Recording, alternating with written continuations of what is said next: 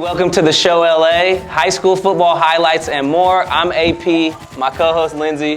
Hey guys, this is Lindsay Polaris. Happy to be here. Been covering football for a long time and now doing it in SoCal. And I'm AP, the founder of CLA, aka SportsRecruits, formerly known as D1 Bound. We won't go into that right now, but we've been doing this for about 10 years. The Sideline Mixtape Kings. We're bringing you the show LA, the hottest in high school football and more. Stay tuned. We're going to have special guests. We're going to have some cool games. Yeah, for this episode, we're going to keep it simple. We're going to have the best plays of the week, some hard hits, and also some of our players and coaches of the year nominees. Yeah, so check it out. Stay tuned to the end of the show. We cover a lot of games week to week, so if you stay tuned to the very end, you might see yourself on the show LA. We covered a lot of games this past week. One of them in particular, a huge game, Mission Viejo against Upland. There was some big beef last year. I don't know if you remember, but Justin Flo had his first body slam last year against Mission Viejo. But the Diablos came back and actually smacked him, but not without Justin Flo on this play right here, just busting his helmet. I was zoomed in pretty tight. That was actually me shooting out there. But I've never seen that happen before. He was smashing guys. Lindsay, you were at that game too. Yeah, what do you think? I mean, he's a big dude. I mean, I knew he was tall, and then he almost ran me over on the sideline. Really intimidating dude, and he was just trucking the running backs in the backfield. Like, nobody was really moving at some points, and the sack was really scary. I would have been really not happy to be a quarterback. I mean, he's a beast. He was hurrying the quarterback. He was, he knocked a camera guy or a sound guy down. He tackled the quarterback out of bounds, and the sound guy went flying.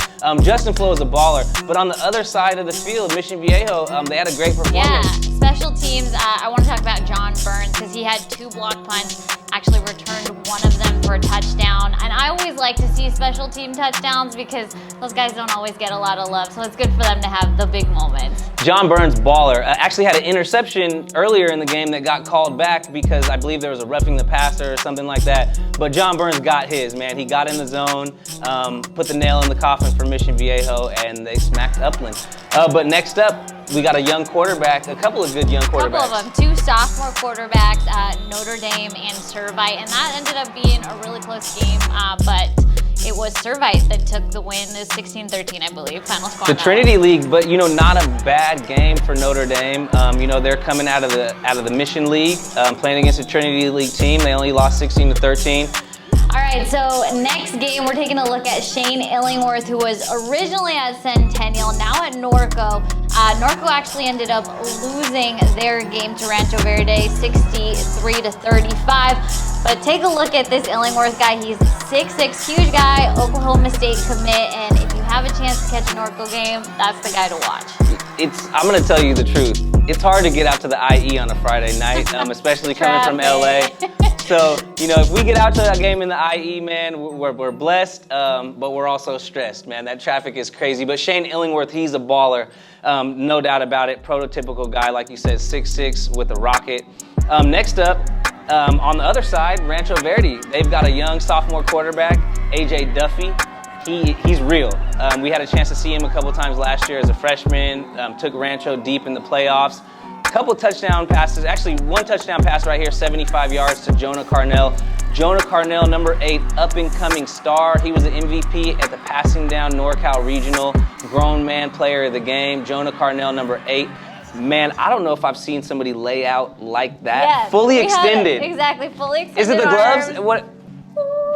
I don't know. I don't know if it's the gloves. I'm going to give Jonah Carnell the credit, man. He's a baller. Jonah Carnell, man, it might be the catch of the year so far, to be honest. All right, so another QB wide receiver connection you want to see, Lucas Linhoff to Chad Johnson Jr. Cathedral ended up losing, but still a game worth watching.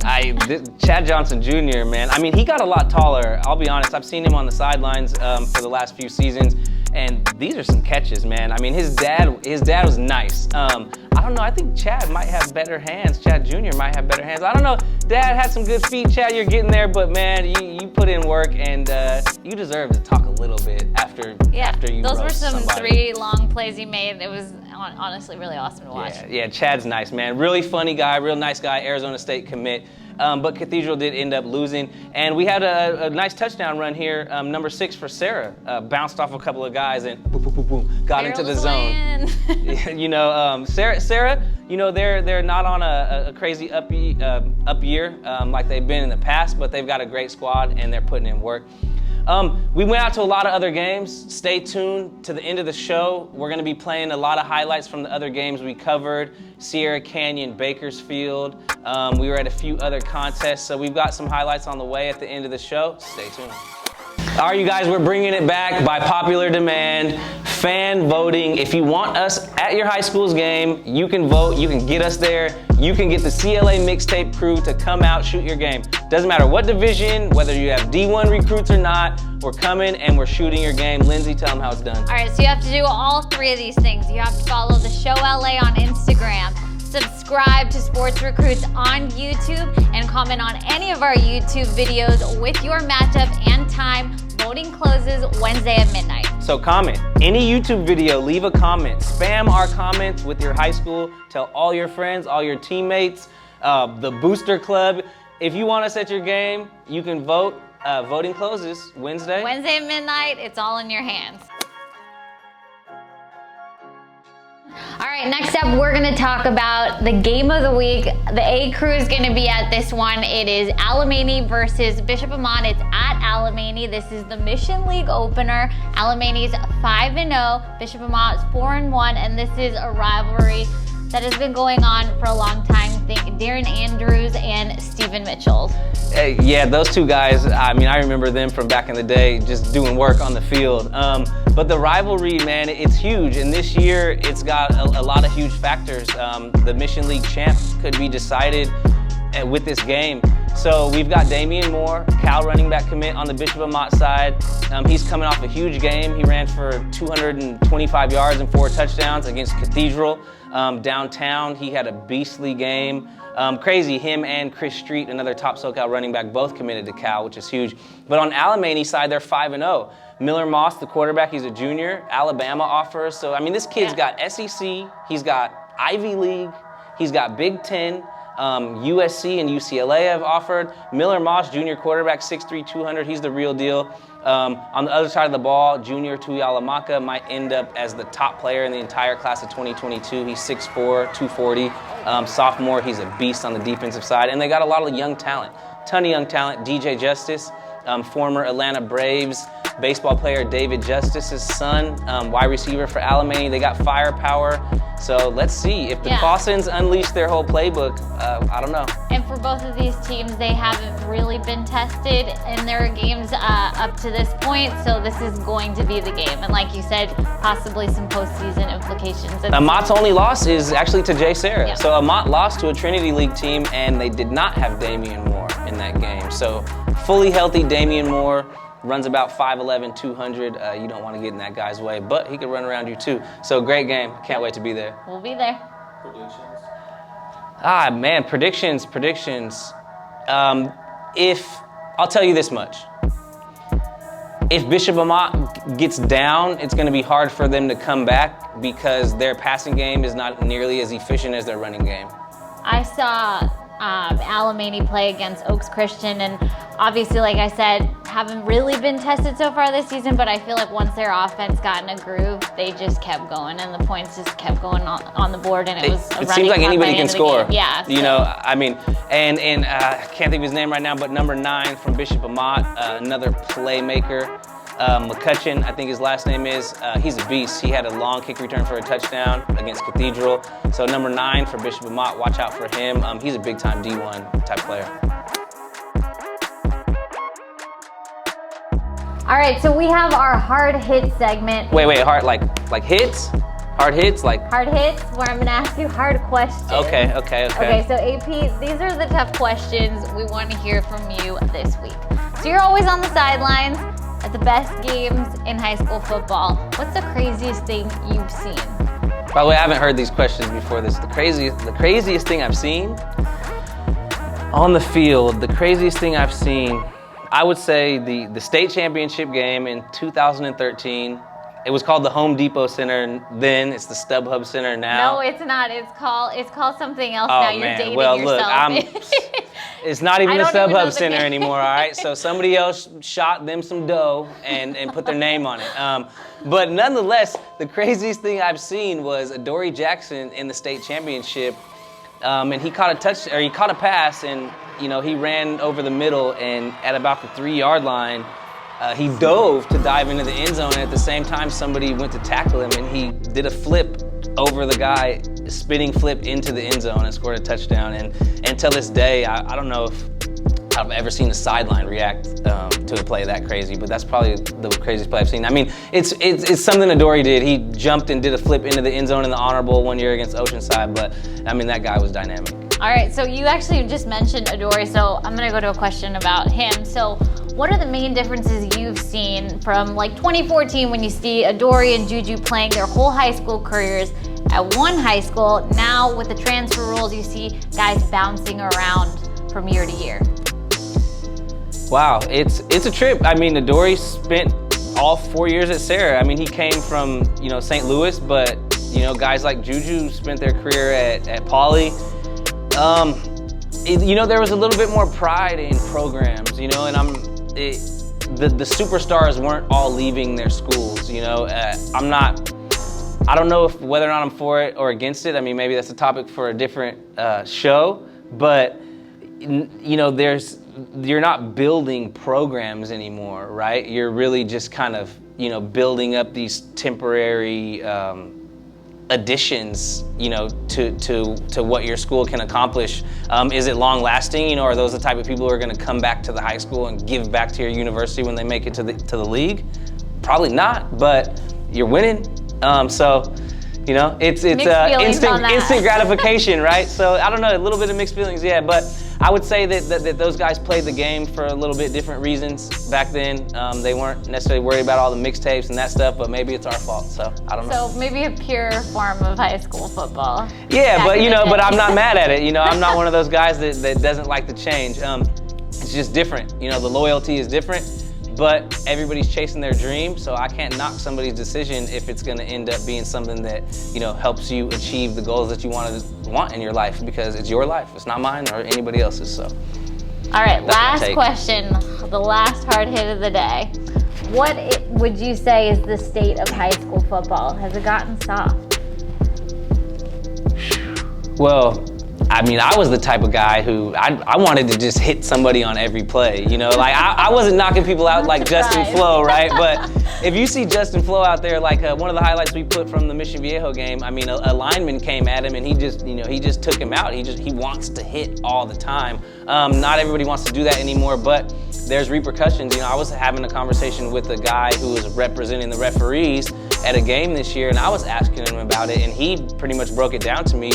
You can't blindside anybody anymore. You have to. It's like you're setting a screen.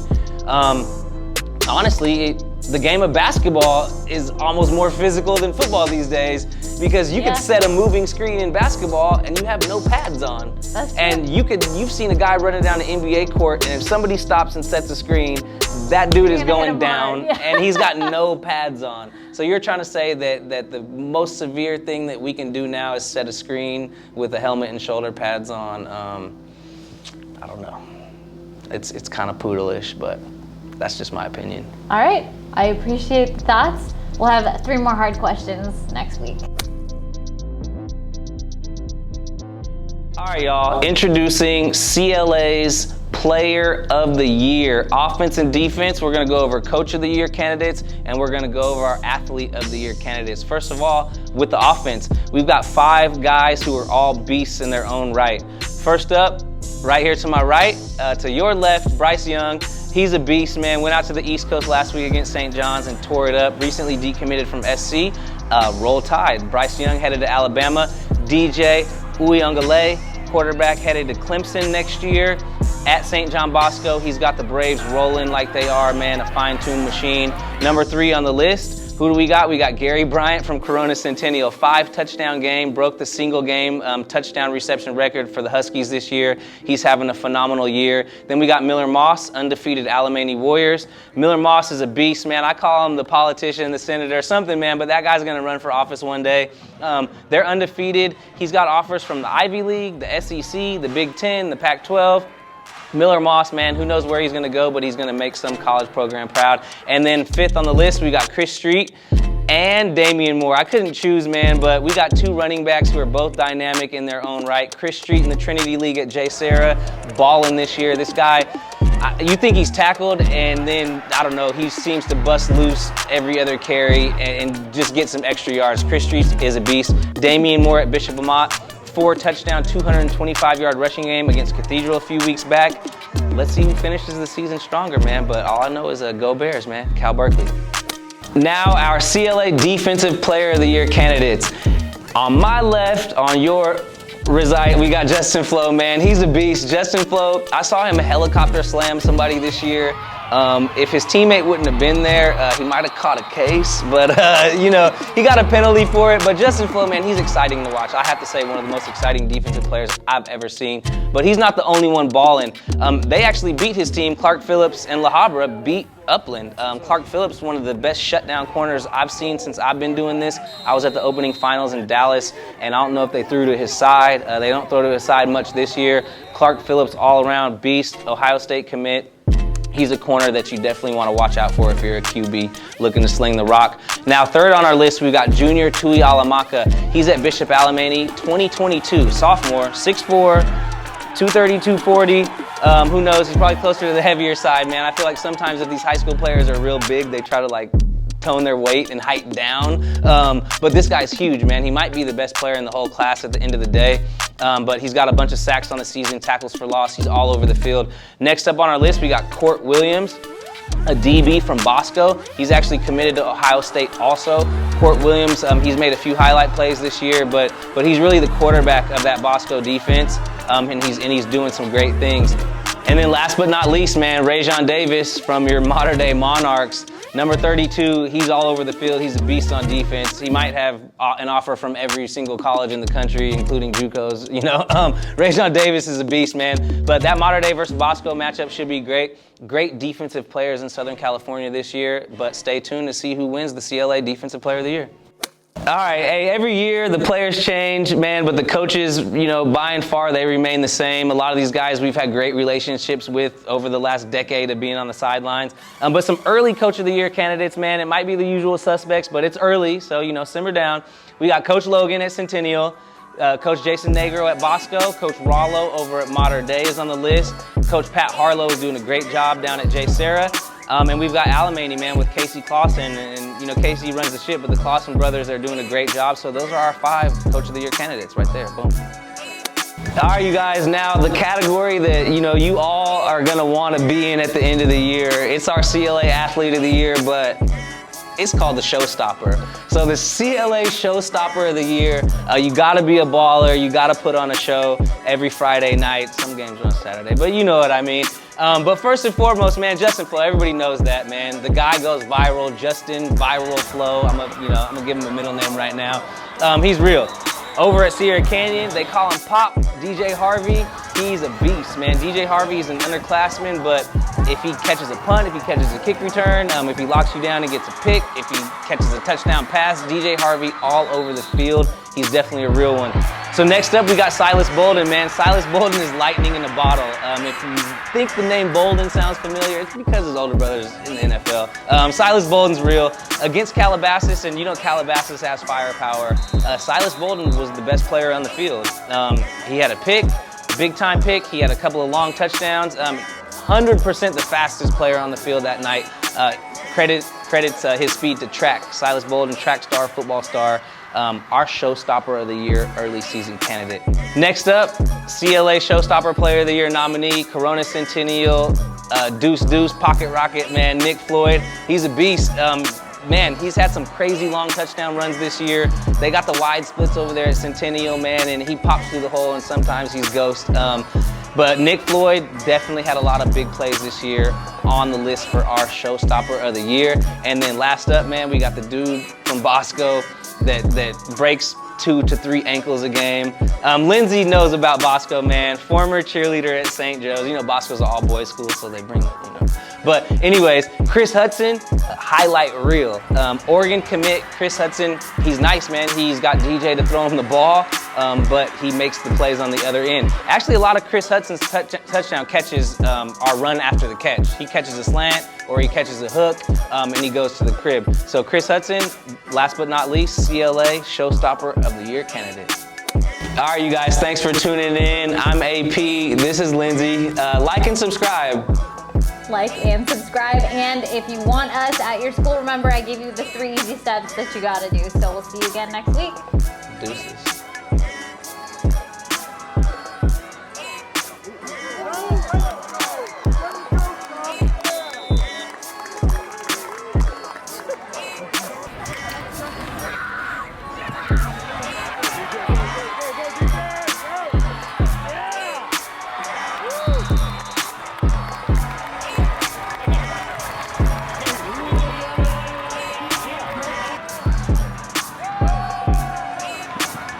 Oh, dude, the ball touched the ground. Are you serious?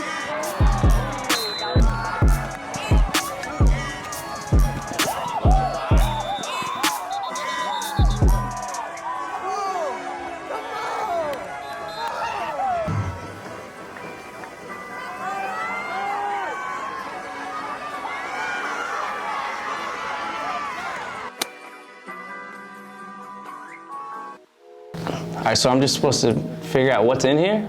Yep. Started talking. Can I go? Yeah, It's not alive, right? might be. Don't do that. It's like a slinky. Oh, I'm sick, low-key. It's definitely got some spikes on it. Some sort of rhino. It's a porcupine, maybe? All right, it feels like a ball, obviously, right? But I feel like it has like ears or something. I'm not feeling this, bro. I'm not even gonna lie. I don't like the fact. Like a blowfish? You got it. It's a blowfish. Oh. I like porcupine. What is that, bro? No, what is that? It got legs? It got legs, cut? No. $1 million is on the table. What animal is it? Bro, I don't want to do this. Bro, this is not an animal. What is...